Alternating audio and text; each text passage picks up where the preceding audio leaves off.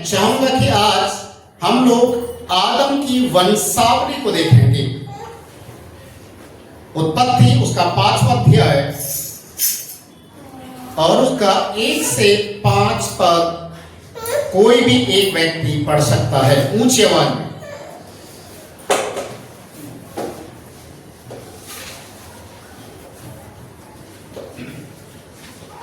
आदम की वंशावली यह है, जब परमेश्वर ने मनुष्य की सृष्टि की तब अपने ही स्वरूप में उसको बनाया।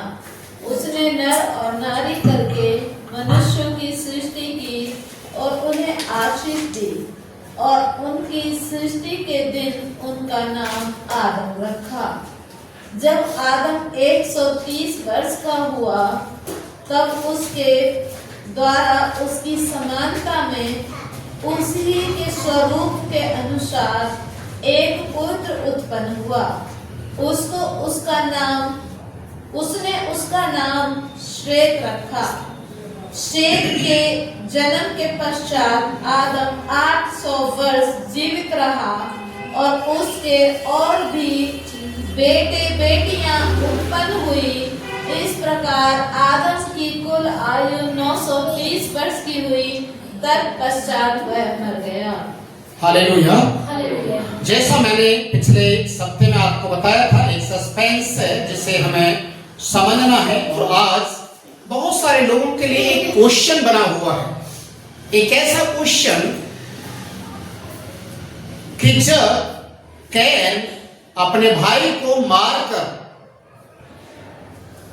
दूसरे देश में गया और वहां पर जाकर उसने घर बसाया, शादी किया और वचन कहता है कि उसने वहां पर अपने परिवार का स्थापना किया। जब आदम और हव्वा के 2 ही पुत्र थे और एक छोटा मार दिया गया, बड़ा वहां से भागता है, तो जिन लोगों के बीच में वो गया, जहां पर वो रहा, फिर ये लोग कौन थे, कहां से आए?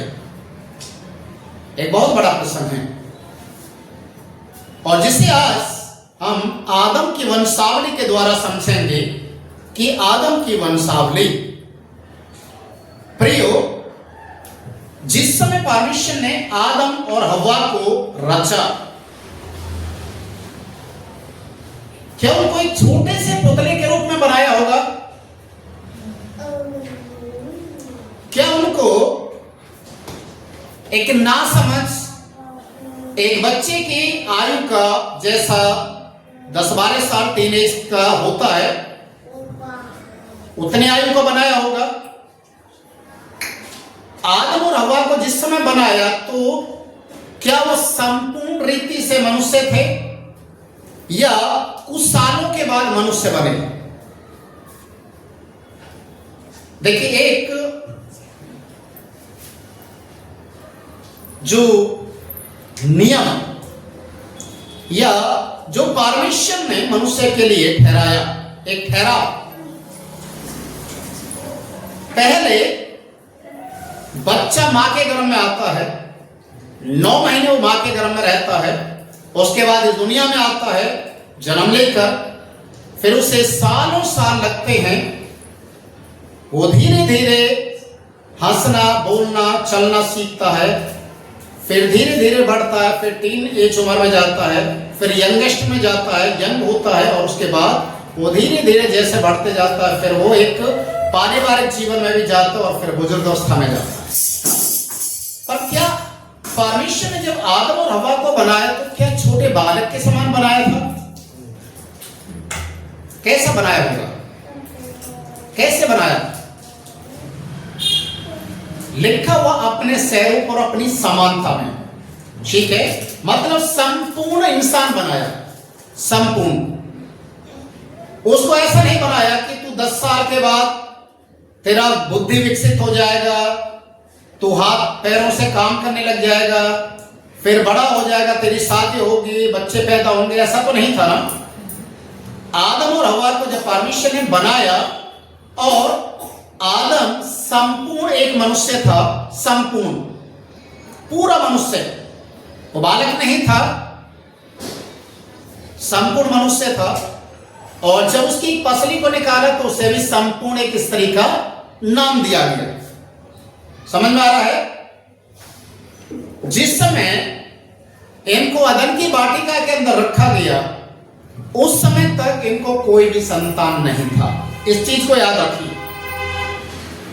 जब ये अदन की वाटिका में थे तब तक कोई भी इनका संतान नहीं था, पर जब अदन की वाटिका से लोग बाहर निकले हैं तो बाइबल बताती है कि इनके संतान होना शुरू हो गई। और बाइबल हमें बताती है कि जब आप उत्पत्ति 4 अध्याय को पढ़ते तो वहां पर हमने क्या देखा था? आदम के बड़े बेटे का नाम क्या था? कैन। छोटे का नाम हाबिल।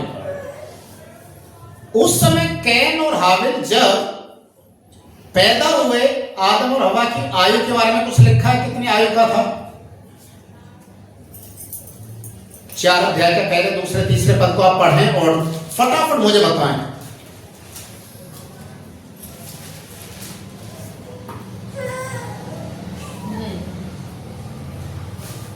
उम्र नहीं लिखी है। यहां पर उम्र नहीं है। Hallelujah, hallelujah. यहां पर आदम और हव्वा की उम्र नहीं है, याद रखिए। अगर आदम, समझ लीजिए, आदम को जब परमेश्वर ने बनाया, हो सकता है उसके 1 सप्ताह के बाद, हो सकता है 1 दिन के बाद, हो सकता है संडे, हो सकता है 10 दिन के बाद परमेश्वर ने स्त्री को बनाया। तो आदम और हव्वा दोनों ज्यादा उनके उम्र में फर्क नहीं देख सकते। और लिखा है जिस समय कैन और हाबिल पैदा हुए, उस समय आदम और हव्वा की एज, उम्र नहीं लिखा गया है। हालेलुया। अच्छा, दूसरा शब्द, इस दुनिया के अंदर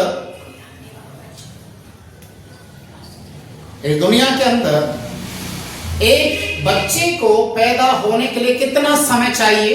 9 महीने। और ज्यादातर आज के समय के अनुसार एक बच्चे और दूसरे बच्चे के बीच में कितना गैप होता है? 2 साल 3 साल की हो सकता है। किसी में 1 साल भी हो सकता है, किसी में 2 साल भी हो सकता है, और किसी में ज्यादा भी समय हो सकता है। और इसके साथ में हम एक चीज को और भी जानना है कि जब आज के समय में एक स्त्री एक बार में एक बच्चा भी पैदा कर सकते हैं, 2 भी कर सकते हैं, जुड़वा भी होते कई बार जुड़वा से ज्यादा भी हो जाते हैं। तो कैन और हाबिल के बाद आदम हव्वा के कोई बच्चे नहीं हुए, ऐसा बाइबल में नहीं लिखा। समझ में आ रहा है? शेत हुआ ना, शेत और भी लोग नहीं, सुनिए मेरी बात को। कैन और हाबिल जिस समय पैदा हुए, कैन और हाबिल के बाद हव्वा ने मां बनना बंद नहीं किया। इनके संतान लगातार होते गए, बढ़ते गए, और वो एक जगह नहीं, अलग अलग जगह वो अपने आप को, वो जहां उन्हें जगह मिली, जहां उनको समय मिला, जहां उन्होंने हरियाली देखी, जहां उन्होंने अपनी सुविधा के अनुसार जगह का चुनाव किया, वहां पर वो जाकर घर बनाकर बसना शुरू कर दिया, टेंट लगाकर बसना शुरू कर दिया। बढ़ते जा रहे हैं। और उस समय में आदम और हव्वा के बच्चे, जिनमें सिर्फ लड़के ही नहीं थे, याद रखिए, लड़कियां भी थी। और वे उस समय, क्योंकि परमेश्वर की ओर से एक उनको आज्ञा मिला था, एक आशीर्वाद मिला था, वो क्या था? फूलो फलो और पृथ्वी पर फैल जाओ। तो आदम के जो बच्चे थे, या आदम के द्वारा जितने संतान होते गए, वो इसी तरीके से फैलते गए। और बाइबल हमें बताती है जब कैन अपने भाई को मारकर जो भागा तो कौन से देश में गया? नोद। और लिखा वहां पर बहुत से लोग थे, वहां पर उसने शादी भी किया। अब सोचने वाली बात है, वो लोग, वो इंसान कहां से आए? क्योंकि इंसान तो पहला आदम ही था।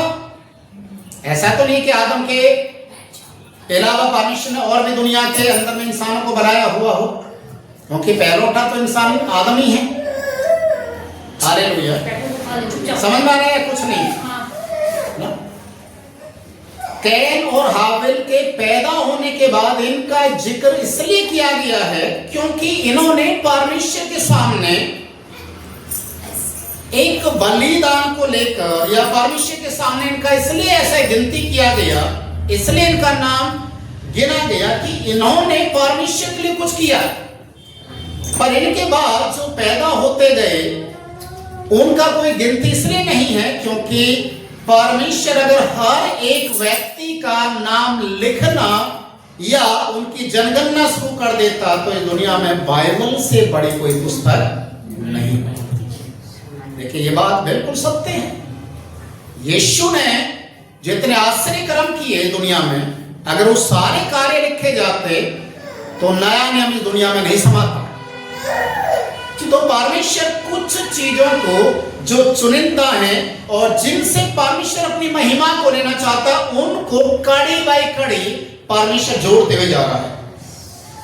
जब कैन और हाबिल का जब हम देखते हैं दी एंड हो जाता है ना, हाबिल को उसका सगा भाई मार देता है और कैन एक दूसरे नौद में चला जाता है, वहां जाकर वो ब्याह शादी करता है और उसके बाद उसके बच्चे पैदा होते हैं। फिर जब 5वें अध्याय में हम आते हैं तो कैन और हाबिल और शेष बच्चों का जिक्र खत्म। अब यहां पर परमेश्वर के द्वारा आदम की वंशावली, वंशावली का मतलब क्या होता है?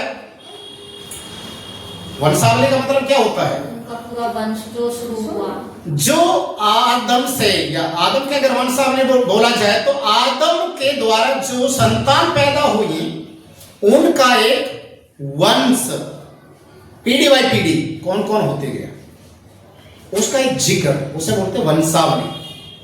ठीक है। अभी उत्पत्ति 5वें अध्याय में जब हम आते हैं तो यहां पर क्या लिखा हुआ है?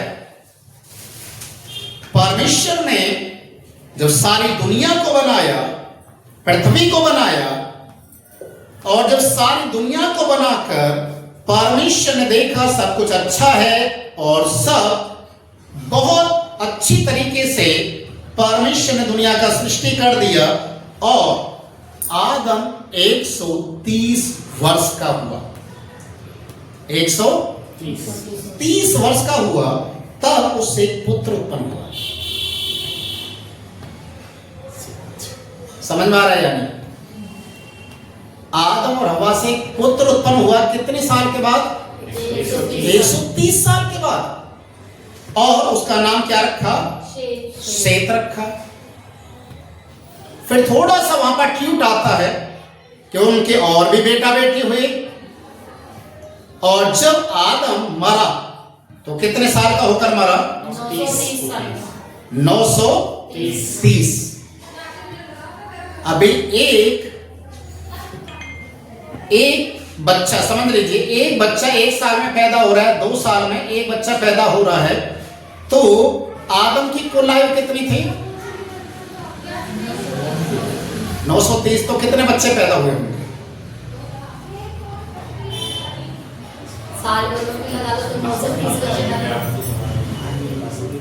समझ में आ रहे हैं नहीं मेरी बात में? हाँ। आरंभ से देखा जाए तो आदम और हव्वा को जो आशीर्वाद परमेश्वर ने दिया वो आशीर्वाद फला। और जैसे मैंने बताया, कई बार बहुत सी स्त्रियों से ट्विंस बच्चे भी पैदा होते हैं, ट्विंस से ज्यादा भी होते हैं। तो यहां पर कोई ऐसा जिक्र नहीं दिया गया है कि आदम की पत्नी से ट्विंस भी हुए, ऐसा नहीं है। पर हम देखते 130 साल के अंदर जितनी संतानें उनकी हुई, उन्होंने अपना ही पूरा एक देश बसा लिया। एक नगर बोल सकते हैं, एक कस्बा बोल सकते हैं, एक गांव बोल सकते हैं, बसा लिया, जिसे नौद नाम दिया गया। हालेलुया। अब यहां पर 130 साल जब आदम का हो गया, एक तो 130 साल के बाद फिर एक पुत्र होता है जिसका नाम सेत रखा गया, और उसके बाद हम देखते हैं कैन और हाबिल का यहां पर जिक्र नहीं। समझ में आ रहा है या नहीं? यहां पर फिर कैन और हाबिल का कोई जिक्र नहीं है कि आदम के कैन और हाबिल भी हुए थे, क्योंकि वंशावली कहां से शुरू हो रही है? आदम से सेत। कैन हाबिल का जिक्र नहीं है। तो उस समय परमेश्वर ने जब मनुष्य जाति को बनाया या आदम और हवा को बनाया, तो जितने भी संतान होते गए, वो कस्बे, नगर में या अलग अलग जगह जब वो अपने आप को जाकर वहां पर बसाए हैं, तो बाइबल हमें बताते हैं कि एक बड़ा एक समुदाय के रूप में वो तैयार हो गए। वो उस समय आपस में एक दूसरे से शादी करते थे। आपको मालूम होगा, आज भी हमारे भारत देश के अंदर और बाहर के देशों में बहुत सारी जगह ऐसा होता है कि वो सगे में भी आपस में शादी कर लेते हैं। आज भी एक जो सगी बहन होती है, एक ही माँ के होते, उसे छोड़कर मासी, फूफी, बुआ सबकी हो जाते हैं, मामा कर रही। तो उस समय ये सब कुछ हुआ था। ओके, इस चीज को एक बार और समझाने के लिए मैं एक ऐसे व्यक्ति के बारे में थोड़ा सा जिक्र करूंगा। थोड़ा सा आपको कंफ्यूज होगा और थोड़ा सा अजीब सा लगेगा।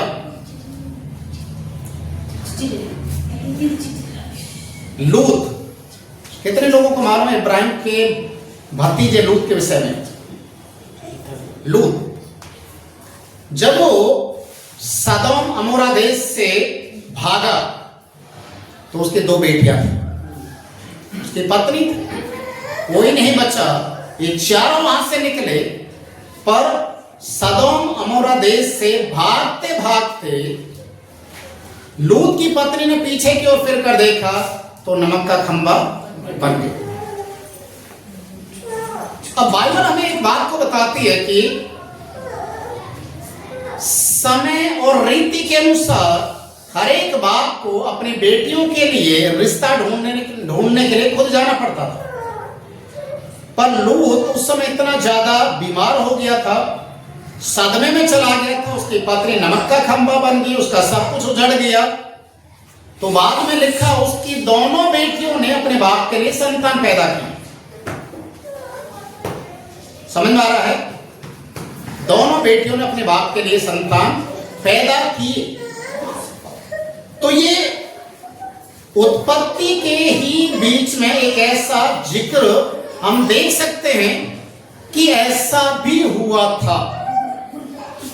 अब हम पहले इतिहास की पुस्तक निकालेंगे। पहला इतिहास 1 अध्याय, उसका 1 से 4 पद। आज हम इब्राहिम की वंशावली को देख रहे हैं, तो हम उसको सही से देखेंगे और जानेंगे कि आदम की वंशावली है क्या।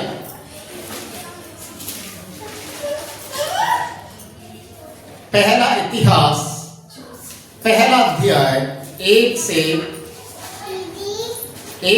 4 पद हम पढ़ेंगे।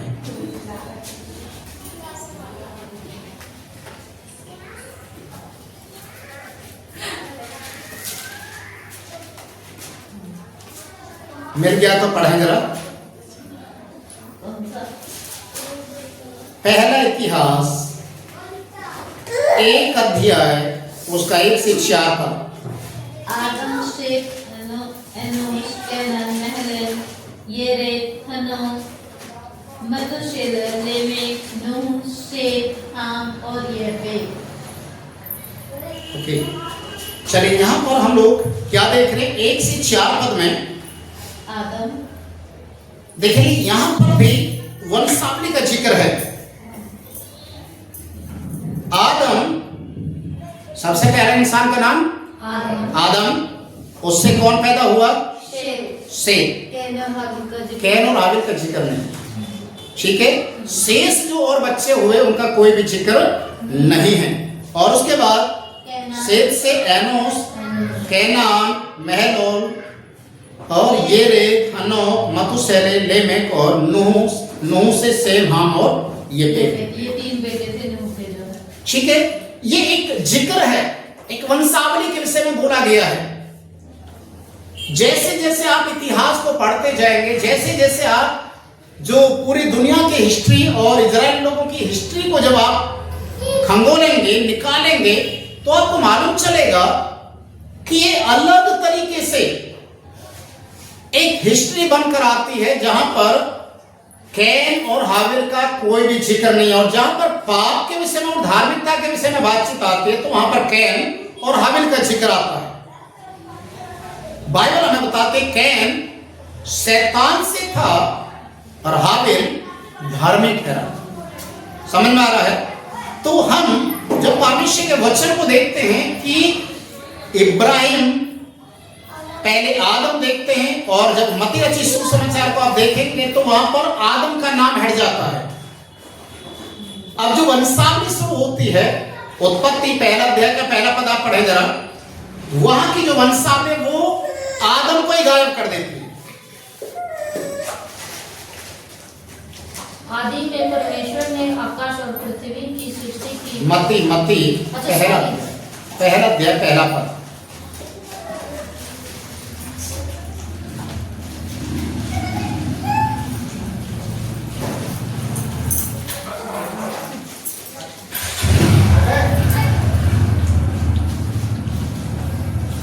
मत्ती नया नियम है, याद रखिए। नया नियम को पुराने नियम में ढूंढेंगे तो नहीं मिलेगा। अब्राहम की संतान यार थोड़ा सा रुक के अगर बोलेंगे, इब्राहिम की संतान, उससे पहले क्या लिखा हुआ है? कुछ भी नहीं है। कुछ भी नहीं, यस। आदम का जिक्र नहीं है। ओके, हाँ, अब पढ़े जरा। इब्राहिम की संतान, हाँ, दाऊद की संतान, दाऊद की संतान, यीशु मसीह की वंशावली। यीशु मसीह की वंशावली। अब यहाँ पर इब्राहिम का आदम का नाम खत्म। क्यों? क्योंकि इब्राहिम है ना विश्वासियों का पिता। तो अब यहाँ पर विश्वास की लीक दूसरी शुरू हो जाते। देखिए, अब इस वचन को आपको समझने के लिए आपको रोमी की किताब उसके 5वें अध्याय में जाना पड़ेगा कि एक दूसरी वंशावली आ रही है जो इब्राहिम से आरंभ होती है और यीशु मसीह तक आती है, और उस वंशावली के अंदर विश्वासियों का जन्म है। हालेलुया। रोमी की किताब उसका 5 अध्याय उसके 12 पद से जो आप पढ़ेंगे, 12 से 21 पद, यहां पर यीशु मसीह और आदम का जिक्र पाप के पुरुष के नाम से जाना गया, जिसकी वजह से मृत्यु आई, पर मसीह को धार्मिकता का लिबास दिया गया, या इंसानों को धार्मिक ठहराने के लिए यीशु मसीह आए। पढ़ें जरा 5 अध्याय उसके 12 पद से 12 से 21। इसलिए जैसा एक मनुष्य के इसलिए कि जैसा एक मनुष्य के द्वारा पाप जगत में आया, और पाप के द्वारा मृत्यु आई, और पाप के द्वारा क्या आ गई? मृत्यु। किसके द्वारा? पाप के द्वारा। ये कौन सा व्यक्ति था? आदम। आप नीचे पढ़ेंगे उसका जिक्र आ जाएगा। हाँ, और इस रीति से मृत्यु जब मनुष्य में फैल गई, क्योंकि सब ने पाप किया।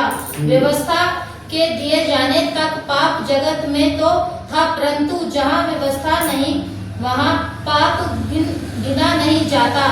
तो भी आदम से लेकर, देखिए अब क्या आ गया यहाँ पर? आदम, उसी आदम का जिक्र आ रहा है जिस आदम को मत्ती में गायब कर दिया गया है ना।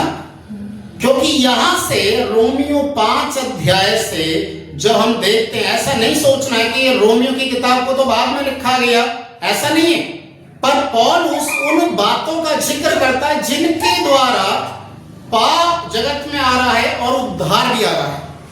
अब उद्धार किसके द्वारा आ रहा है? पाप किसके द्वारा आया है? पाप ने जगत पर राज्य किया, अपनी प्रभुता को फैलाया, वैसा ही यीशु के बलिदान के द्वारा लोग धर्मी ठहराए जाने के कारण उसका धर्मी चन, उसका लहू भी बहुतायत के साथ प्रकट हुआ। पढ़े और आदम से लेकर मूसा तक मृत्यु ने उस लोगों पर भी राज्य किया जिन्होंने उस आदम जो उस आने वाले का चिन्ह है कि अपराध के समान पाप ना किया, पर जैसी अपराध की दशा है वैसे ही अनुग्रह के वरदान की नहीं, क्योंकि जब एक मनुष्य के अपराध से बहुत लोग मरे तो परमेश्वर का अनुग्रह और उसका जो दान एक मनुष्य के अर्थात यीशु मसीह के अनुग्रह से हुआ, तब बहुत से लोग पर अवश्य ही अधिकताई से हुआ जैसे एक मनुष्य के पाप करने का फल हुआ वैसे ही दान की दशा नहीं, क्योंकि एक ही के कारण दंड की आज्ञा का फैसला हुआ, परंतु बहुत से अपराधियों के कारण ऐसा वरदान उत्पन्न हुआ कि लोग धर्मी ठहरे, क्योंकि जब एक मनुष्य के अपराध के कारण मृत्यु ने उस एक ही के द्वारा राज्य किया, तो जो लोग अनुग्रह और धर्म रूपी वरदान बहुतायत से पाते हैं वे एक मनुष्य के अर्थात यीशु मसीह के द्वारा अवश्य ही अनंत जीवन में राज्य करेंगे। इसलिए जैसा एक अपराध सब मनुष्य के लिए दंड की आज्ञा का कारण हुआ, वैसे ही एक धर्म का काम भी सब मनुष्य के लिए जीवन के निमित्त धर्मी ठहराए जाने का कारण हुआ, क्योंकि जैसा एक मनुष्य के आज्ञा न मानने से बहुत लोग पापी ठहरे, वैसे ही एक मनुष्य के आज्ञा मानने से बहुत लोग धर्मी ठहरे। व्यवस्था बीच में आ गई कि अपराध बहुत हो, परंतु जहाँ पाप बहुत हुआ वहाँ अनुग्रह उससे भी कहाँ अधिक हुआ, कि जैसे पाप ने मृत्यु फैलाते हुए राज्य किया, वैसे ही हमारे प्रभु यीशु मसीह के द्वारा अनुग्रह भी अनंत जीवन के लिए धर्मी ठहरते हुए राज्य करें। हालेलुया। देखिए यहाँ पर यीशु मसीह की तुलना और आदम की तुलना, दोनों की तुलना की गई है। आदम इस दुनिया के अंदर पाप को लेकर आ रहा, बुराई को लेकर आ रहा है, मृत्यु को लेकर आ रहा है, पर यीशु मसीह दुनिया के अंदर धार्मिकता को लेकर आ रहा है, पाप की क्षमा को लेकर आ रहा है, उद्धार को लेकर आ रहा है, शांति को लेकर आ रहा है, स्वर्ग राज्य में जाने के लिए उम्मीद को लेकर आ रहा है। बहुत सारी चीजें हैं। पाप जैसे बहुतायत के साथ बढ़ा और उसने अपनी छाप छोड़ना शुरू किया, उससे भी कहीं अधिक यीशु मसीह का लहू लोगों को धर्मी ठहराए जाने के लिए बहुतायत के साथ प्रकट हुआ। हालेलुया। इसलिए परमेश्वर का दास यहां पर आदम को पूरी रीति से गायब करता है और विश्वासियों की जो दशा है, विश्वासी कहां से आरंभ होते हैं? विश्वासी का पिता कौन है? इब्राहिम। तो विश्वास की दशा में अगर हमें जीवन जीना तो विश्वास की दशा में हमें किसको याद करना पड़ेगा? इब्राहिम को। अब इब्राहिम को जब याद करेंगे तो इब्राहिम के वंश में कौन था? मत्ती 1 अध्याय का पहले पद को याद रखें। इब्राहिम के वंश में कौन आया? दाऊद। दाऊद जो परमेश्वर को प्रेम करने वाला था, प्रभु की आज्ञा को मानने वाला था। और उसके बाद हम देखते हैं फिर इब्राहिम, दाऊद, और दाऊद के बाद सीधा कौन है? यीशु की वंशावली। यीशु की वंशावली। अब जब वंश का नाम आता है, वंश याद रखिए, तो वंश का मतलब क्या है? आदम से जो पैदा हुआ वो उसकी वंशावली में आता है, और यीशु से जो पैदा हुए वो किसकी वंशावली है? यीशु ने तो शादी नहीं किया, यीशु ने तो बच्चे पैदा नहीं किया, तो यीशु की वंशावली में कौन आए? कौन आ रहे हैं? विश्वासी लोग। इस बात को याद रखें। इसीलिए तो इब्राहिम, उसके बाद सीधा यीशु मसीह की वंशावली दी। हाँ, इब्राहिम, दाऊद और यीशु मसीह की वंशावली। तो इब्राहिम विश्वासियों का पिता इसलिए कहलाया, उसके विश्वास के द्वारा दाऊद राज घराने के ऊपर सिंहासन पर विराजमान हुआ, जो यीशु इस दुनिया में विराजमान होने वाले थे। ये एक बहुत बड़ी भविष्यवाणी थी जो यीशु के रूप में पूरी होती है। तेरी गद्दी पर विराजने वाले की कमी नहीं होगी। ये वाचा किससे परमेश्वर ने मांगा? इब्राहिम से। Hallelujah, hallelujah. इसीलिए परमेश्वर का वचन कहता है कि जो आदम की वंशावली है वो वहां तक है जहां एक लिंक जुड़ता है, और उसके बाद जैसे जैसे हम बाइबल में इजराइलियों का इतिहास हम देखते, इजराइलियों का हम जो बैकग्राउंड को देखते हैं, तो हमें मालूम चलता है कि कहीं ना कहीं इजरायली लोग जब प्रार्थना करते थे तो वो आदम का भी नाम लेते थे, आदम का भी नाम लेते थे। आज भी आपको मालूम होगा शायद, जब मुस्लिम लोग दुआ करते हैं, जब नमाज पढ़ते हैं, 7 उनकी नमाज जो होती हैं उसमें एक नमाज आदम के नाम से भी होती है। समझ में आ रहा है? तो उस हिसाब से हम यहां पर देख सकते हैं।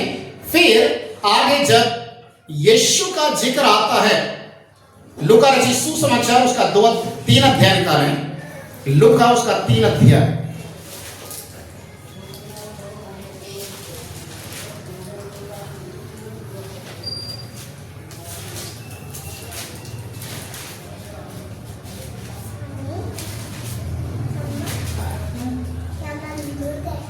इसका 23 पद से आप पढ़ें जरा, हेडिंग को भी पढ़ेंगे और उसके बाद हम आगे की ओर जाएंगे। यीशु की वंशावली। यीशु की वंशावली।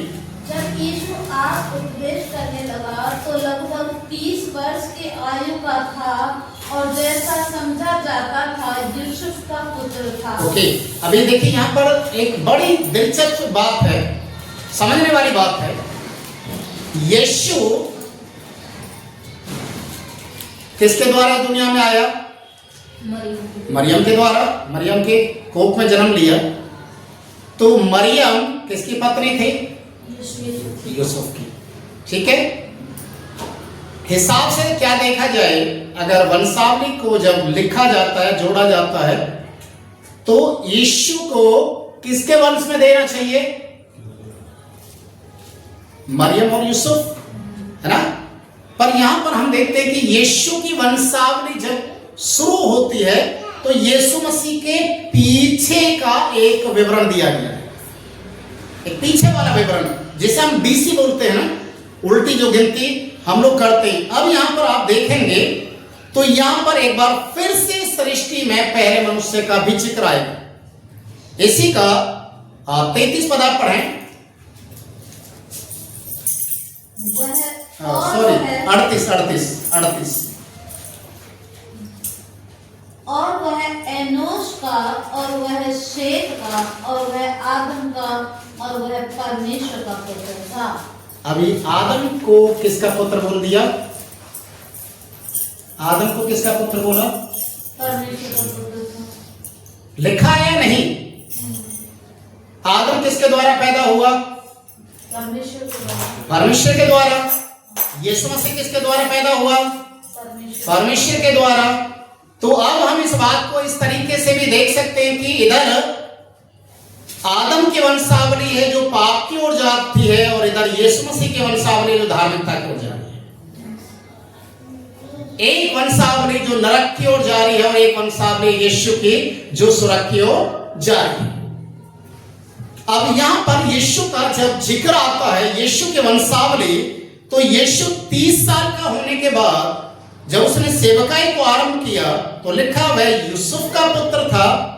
ये एक वंशावली में लिखा हुआ है, हकीकत में यीशु यूसुफ का नहीं था, वो परमेश्वर का पुत्र था, क्योंकि यूसुफ के और मरियम के इकट्ठा होने से पहले, शादी होने से पहले ही वो गर्भवती पाई गई थी। तो वो यूसुफ का पुत्र कैसे हो गया, है ना? पर जब वंशावली लिखी जाती है या यीशु की जो वंशावली या इजराइल लोगों के जो वंशावली लिखे गए, तो यीशु मसीह का नाम उस समय वंशावली में इसी तरीके से लिखा गया कि यूसुफ ना। और उसके बाद हम देखते हैं कि यूसुफ से फिर बढ़ते बढ़ते पीछे की ओर जाएंगे, पीछे की ओर जाते जाते लास्ट में किसका नाम आएगा? आदम का। और वो भी परमेश्वर की ओर से इस दुनिया के अंदर पैदा हुआ, या परमेश्वर ने उसको बनाया। हालेलुया। आज हम यहां पर देख सकते हैं इस बात को कि आदम की जो वंशावली है, आदम की वंशावली